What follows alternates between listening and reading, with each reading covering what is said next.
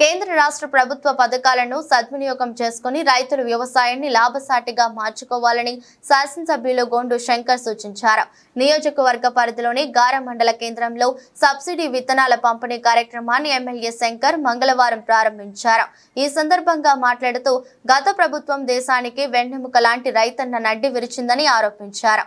సకాలంలో విత్తనాలు ఎరువులు అందక అష్టకష్టాలు పడి పంట పండించినా గిట్టుబాటు ధర లేక బిల్లులు చెల్లించకపోవడంతో రైతాంగం గడ్డు పరిస్థితులను ఎదుర్కొంటుందన్నారు. రైతు సంక్షేమమే ధ్యేయంగా చంద్రబాబు నేతృత్వంలో కూటమి ప్రభుత్వం కృషి చేస్తుందన్నారు.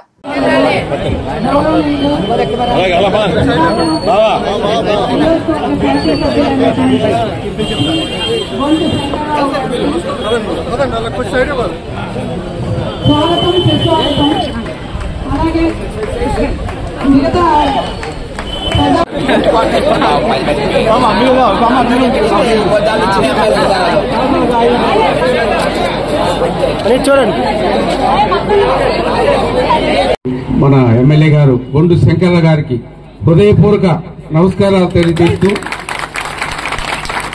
మరి ఒక మంచి పరిణామంలో ఈరోజు ఇక్కడ రావడం, మంచి వారం మంగళవారం కూడా లక్ష్మీదేవి వారం కాబట్టి మరి ఈరోజు అడుగు పెట్టడం, మరి కొన్నాళ్ళ పాటు సుదీర్ఘంగా అతను రాజకీయ భవిష్యత్తు ముందుకు సాగాలని ముందుగా నాకంటే చిన్నవాడైన శంకర్ గారిని దీవిస్తూ రేపు రాబోయే భవిష్యత్తులో మొదటిసారిగా రైతాంగానికి మొట్టమొదటి మీరు రావడం శుభపరిణామం.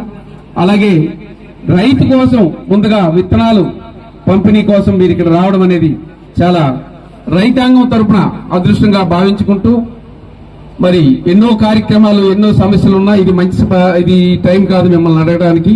మరొక అవకాశం వచ్చేటప్పుడు అడుగుతాము. తప్పనిసరిగా మంచి భవిష్యత్తు మీకు ఉండాలని కోరుకుంటూ ఈ అవకాశం ఇచ్చిన పెద్దలందరికీ మరొకసారి ధన్యవాదాలు తెలియజేస్తూ థ్యాంక్ యూ.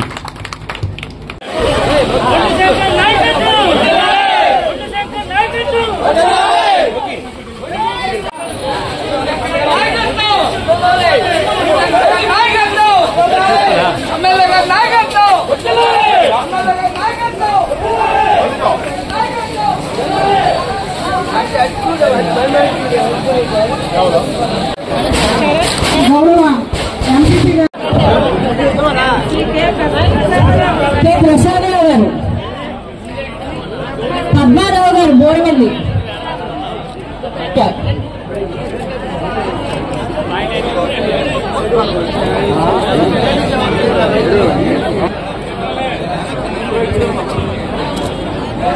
సార్ నమస్తే సార్. మన గారు మండలంలో కోరుకుంటూ అలాగే మరి మండలానికి ఇచ్చేసినటువంటి శంకర్రావు గారికి మనస్ఫూర్తిగా ఆహ్వానం తెలుపుతూ ఈ నెక్స్ట్ తదుపరి కార్యం కూడా మేము మండల దేన్ని కూడా మేము మాట్లాడాల్సింది.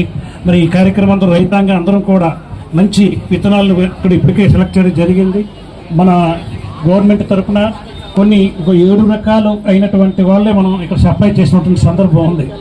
మరి దీనికి ధీటుగా కూడా ప్రైవేటు ఉత్పత్తులు విత్తనాలు కూడా మార్కెట్లో పెద్దగా దొరుకుతున్నాయి.